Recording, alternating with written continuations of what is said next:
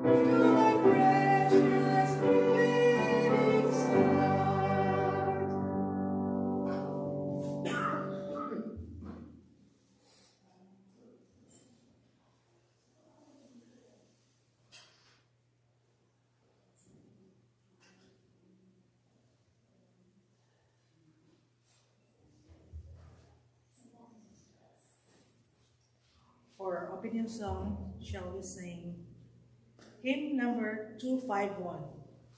251, He Lives. Shall we all stand, please?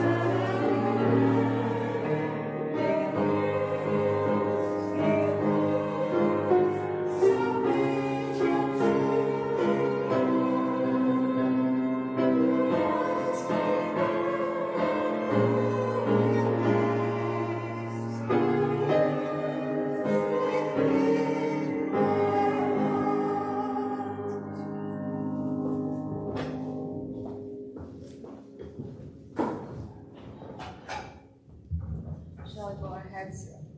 Word of prayer. Our loving Heavenly Father, Lord, we thank Thee for this beautiful day. Thank you, the Lord, for keeping us safe throughout the week, and thank you, the Lord, for all the blessings we have received too. The Lord, may be also blessed. We are blessed today, the Lord, we can celebrate Sabbath together and worship Thee. May you bless the participants this morning and also later today at the divine service. May be with us, the Lord, all throughout our service today. Jesus, we pray. Amen.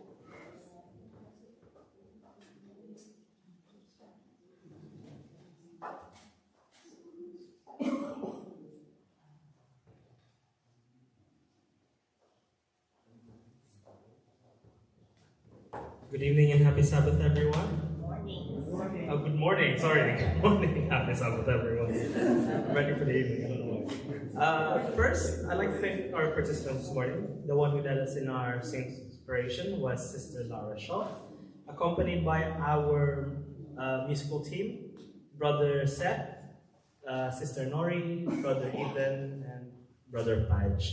I'm your superintendent this morning, Brother Goma Maglonzo. And the one who will give us a closing prayer later will be Elder Neville Maglonzo.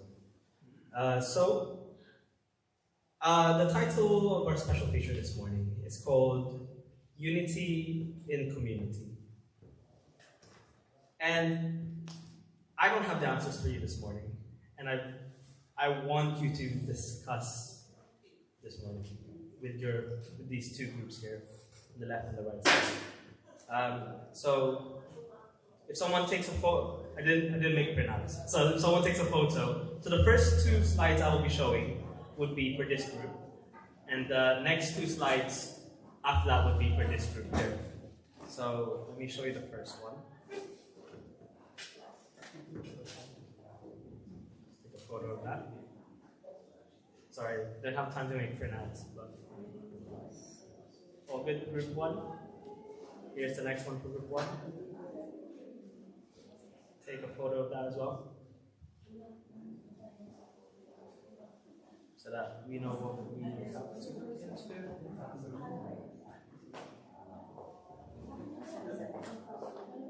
Try to be quick as possible. And this one's for group 2 here, so take a photo of that.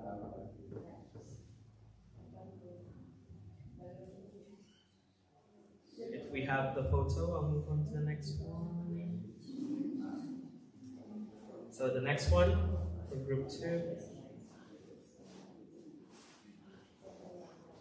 If we have it, and this last one is for both groups. So take a photo as well. This is for both groups. I'll be asking, or the groups can just pick their spokesperson. So yes, now I'll make a little timer around 10 minutes or so for the groups to discuss those questions, and the groups can choose a spokesperson to give us an answer to those questions. So I'll leave it to you now.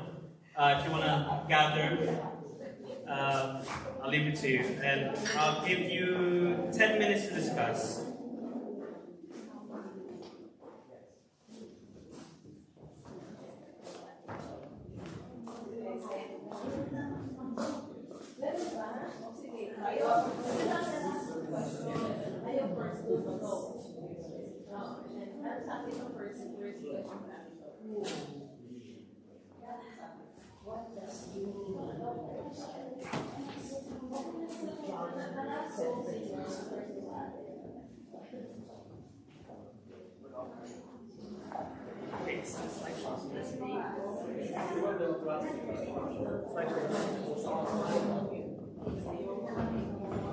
Okay, I'll turn this on.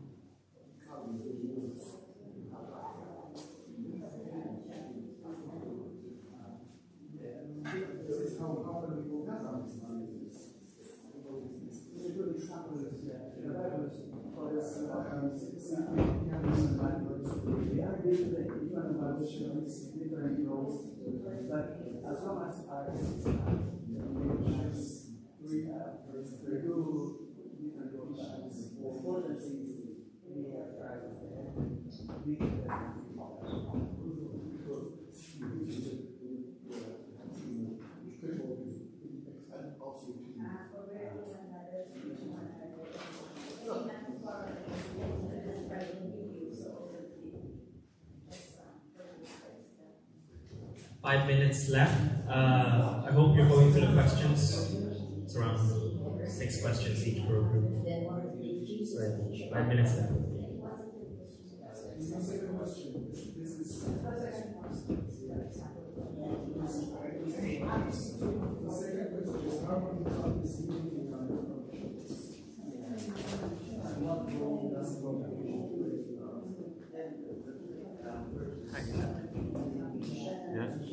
Good? Thing, right. I just need a long pole, like a wooden pole for a spear. Because yes, I'll just have this.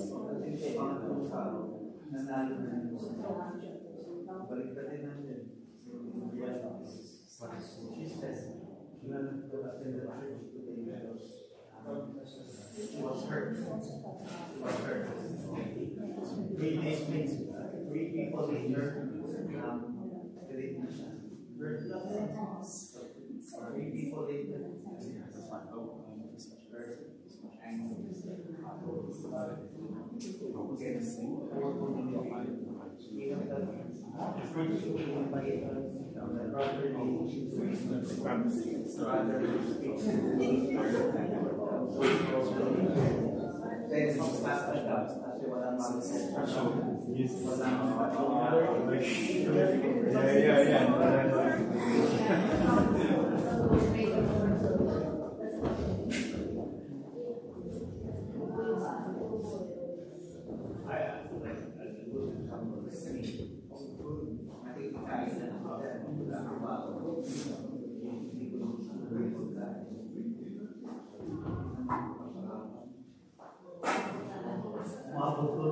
Hindi man siya nagbaon eh. Nag-umet pa siya ng...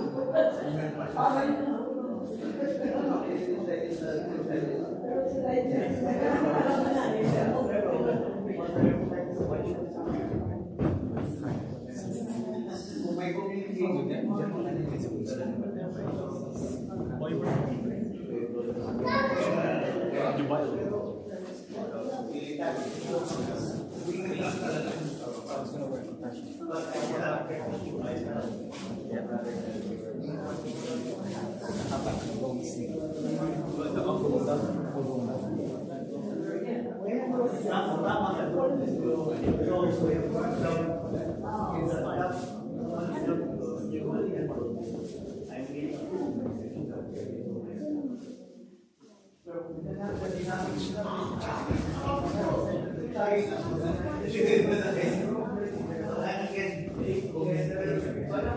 Two minutes left.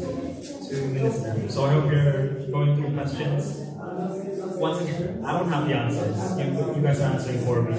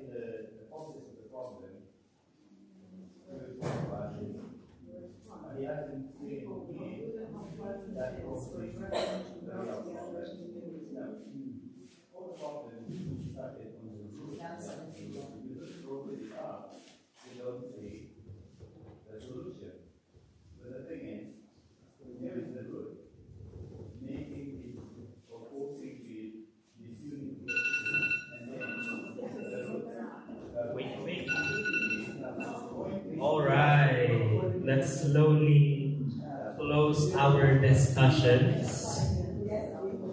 And the first group, they have the first 4 questions. So let's go to them. I hope you pick the spokesperson. So the first question is, what does unity mean in a Christian context? And I asked you to look into John 17:21, because I think it does give a little insight to it. So whoever wants to talk about that.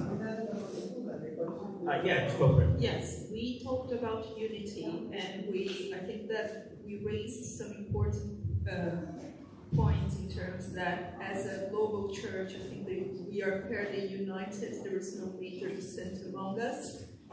Not necessarily uniformity, because we are not the same. We have different personalities, we have different backgrounds, and it's fine for us to be so. But in the Christian context, I think that the examples of the passages that were given is that they were encouraged to be as a family, as we said, to share things, to commune with each other, to have deep relationships. And sometimes we are not as community-oriented as they were in the past for various reasons, not because we don't like each other, but because of the modern world, it's really difficult. But I think that as a church, we do make efforts to have more fellowship, to have outside of the church a community that is united and that encourages and comforts each other, so that people can have this community. Yeah. I think you touched on the second question as well, which is unity the same as uniformity? Do you want to expand on that? We are never going to be the same. There's always going to be differences among us, but as long as we, people in the group, that it doesn't matter if we have differences in personalities or backgrounds or opinions. If we have the same principles, it is fine. Thank you.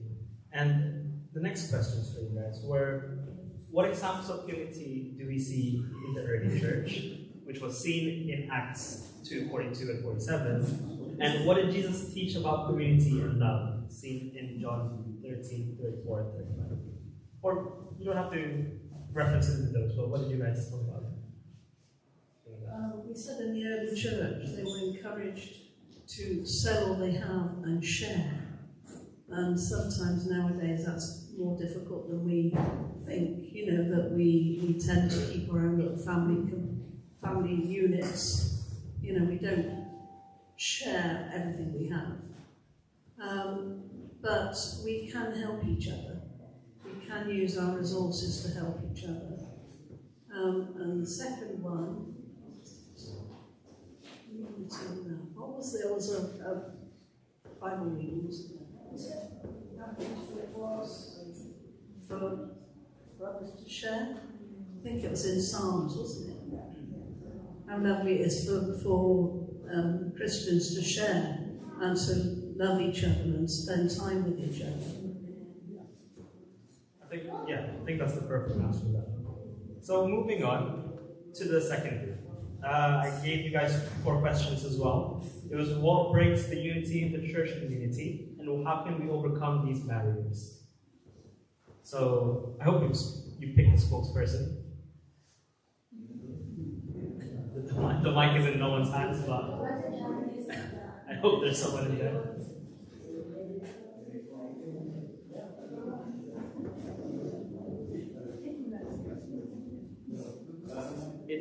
It's on mute. You just press it.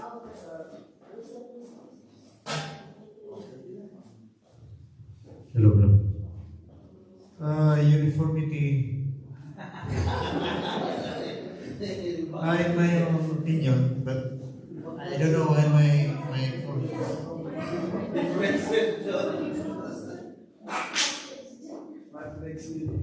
Right. Our first question is, what breaks unity in the church community?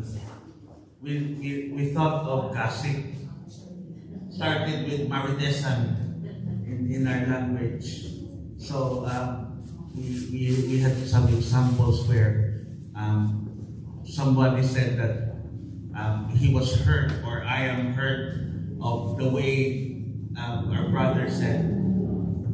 3 people later, he was angry already. So again, the way we share, partly that's what we think it was the reason why it breaks unity. I would also point out what Sister said about the uniformity, because we have different culture, we have different upbringing, and we have different point of views.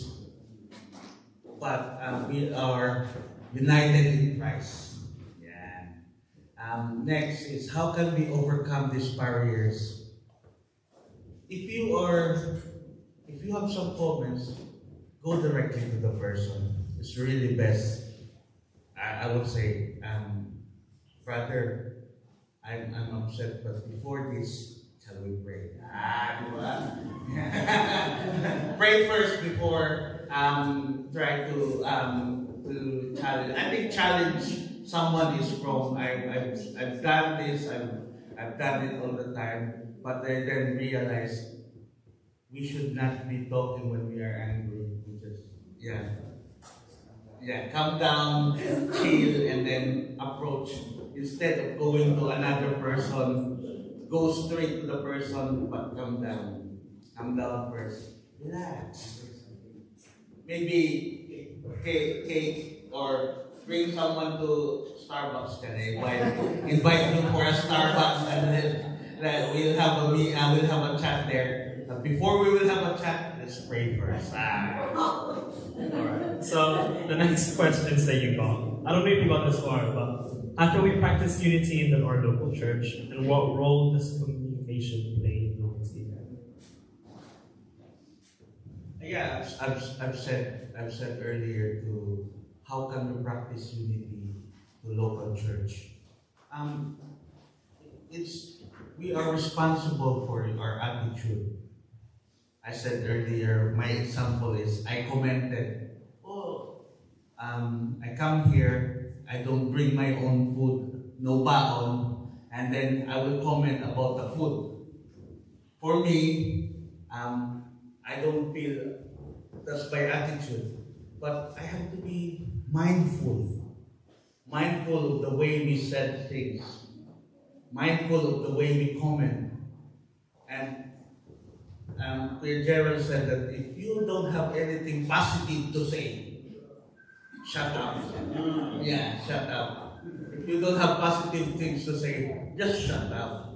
And I think we have to learn from that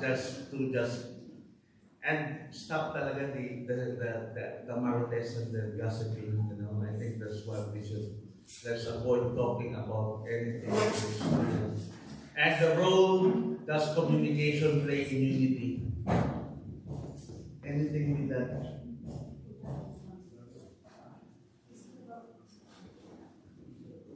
Yeah, communication. That's what we said again earlier. Stop the third-hand information, fourth-hand information. Just go to the person and say, "Oh, I was really hurt from the one," and then learn forgiveness with each other. Cut the middleman. Sometimes we talk about this, it shares to another person, to the last person to hear. In our language, marami ng dagdag bawas. There's a lot of things that's added to that conversation or removed in that conversation, and then miscommunication happens. Yeah, thank you. So yeah, like clear, kind, and honest communication. It fosters understanding, trust, and essential for the community. So there's two questions that I left for the group that you can answer together. But I'm going to ask group 1 to answer what happens when the church is united, and group 2 to answer how does our unity reflect God's character. So someone from group 1.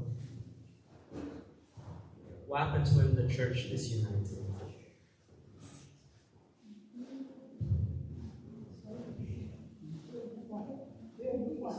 Yeah, this is group 1. You didn't get that far.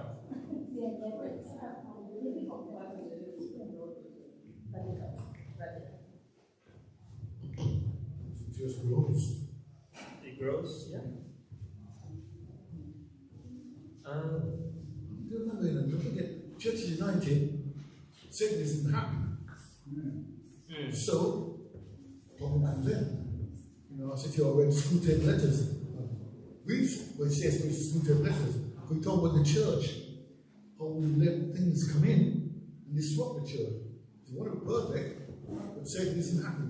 So things, you look at me badly, you say something, and it grows. It's like that. I stay united. I mean, an example of this is probably the musical later, right? Everyone's coming together, building something, and it becomes, hopefully we'll see later, it becomes something beautiful. So group 2, I don't think you managed to discuss it as well, but how does our unity reflect God's character?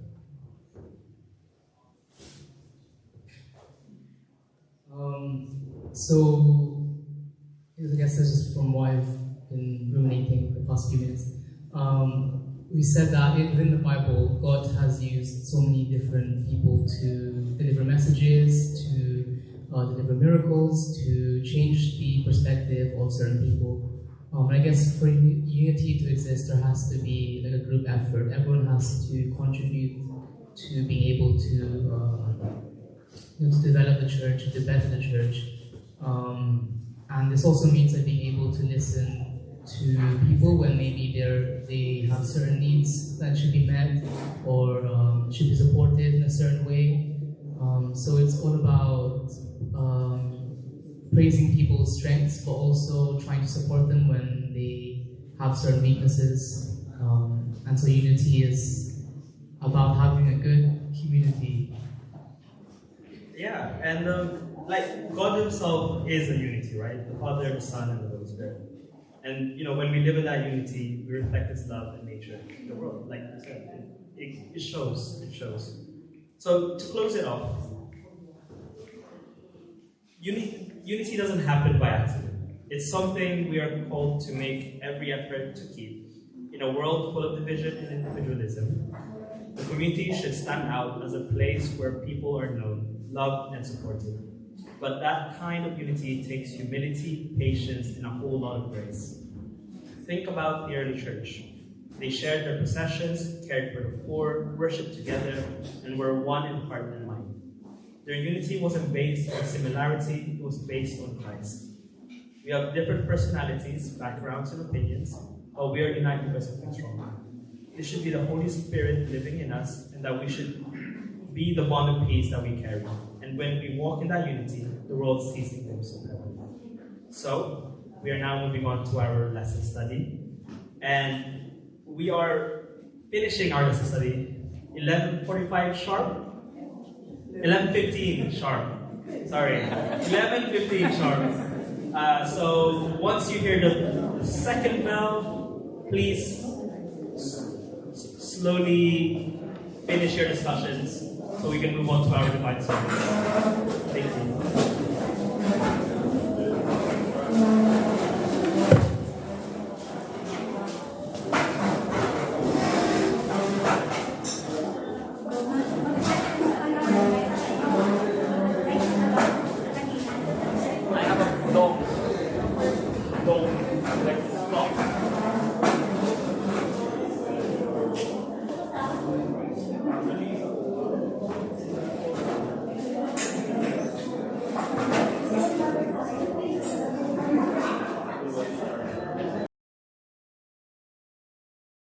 Renato could provide some guidance. Renato had never done anything like that before, but he went to the location. However, by the time he arrived, the young man had already been transferred, but God had a plan in motion. Weeks later, Renato was able to visit the prisoner in jail, bringing much-needed emotional support. He also helped the man find suitable food, as pork and seafood are popular in Thailand, but they weren't in line with the former Adventist beliefs. The prisoner knew he had made serious mistakes, and he longed to restore his relationship with God. Soon after, Renato was asked to visit another Brazilian prisoner in Thailand. And so, Renato, who had arrived in Thailand to teach 100 children, discovered another ministry.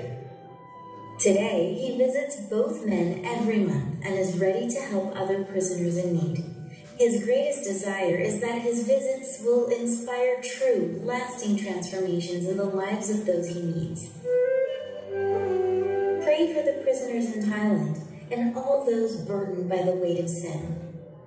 Pray for missionaries like Renato, who share the message of freedom in Christ.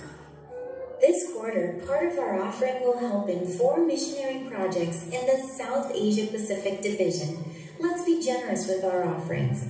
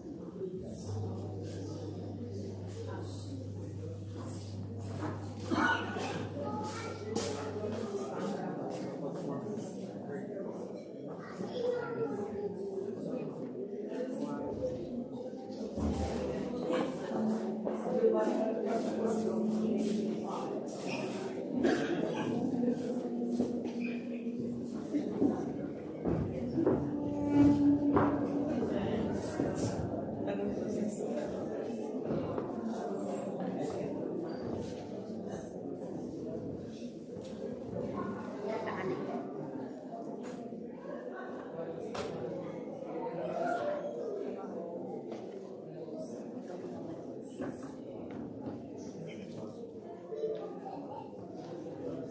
close our Sabbath School program this morning, let us all stand and sing hymn number 335, What a Wonderful Savior.